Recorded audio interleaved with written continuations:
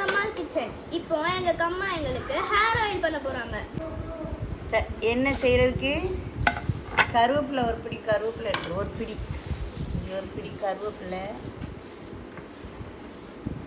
அப்புறம் கொஞ்சம் வெந்தயம், ஒரு ஸ்பூன் வெந்தயம், ஒரு ஸ்பூன் கரிஞ்சீரகம், கரிசலாங்கண்ணி பவுடர். இலை கிடைக்கல இங்கே, நாங்கள் இலை தான் சேர்ப்போம். கரிசலாங்கண்ணி இலை கிடைக்கல, அதனால பவுடர் வாங்கியிருக்கேன் கடை. கோகோனட் ஆயில், தேங்காய் எண்ணெய் எல்லாம் அரைச்சி கொண்டு வந்திருக்கேன்.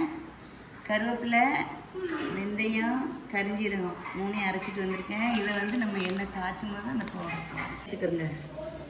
ஒரு துண்டு கருவேப்பிலையும் கரிஞ்சீரகம் வெந்தயத்தையும் அரைச்சி சாறு எடுத்து வச்சுருக்கேன். அது கூட கொஞ்சம் ஆலிவேல ஜெல்லி போட்டு வச்சுருக்கேன். ஸ்பூன் தாம்மா. எண்ணெயும் சட்டியில் ஊற்றுறேன். நான் தேங்காய் எண்ணெய் இரும்பு சட்டி தான் வச்சுருக்கேன்.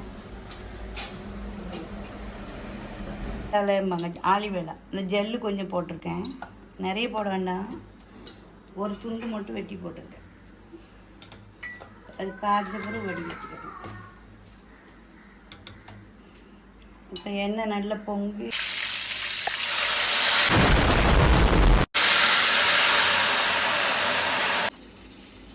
ஒரு ஸ்பூன் காய்ச்சி முடிஞ்சது.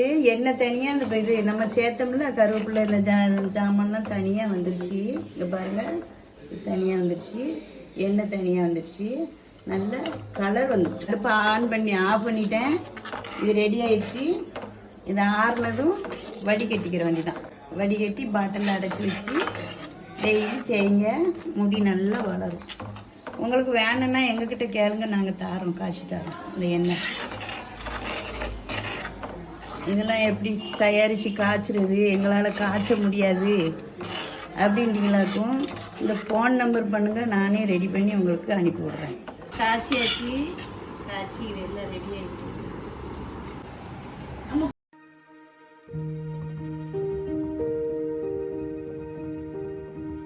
பிடிச்சிருந்தா நீங்களும் இந்த மாதிரி செஞ்சு செய்யுங்க. பிடிச்சிருந்தா லைக் பண்ணுங்கள், ஷேர் பண்ணுங்கள், சப்ஸ்கிரைப் பண்ணுங்கள். சவுண்டு வருதா?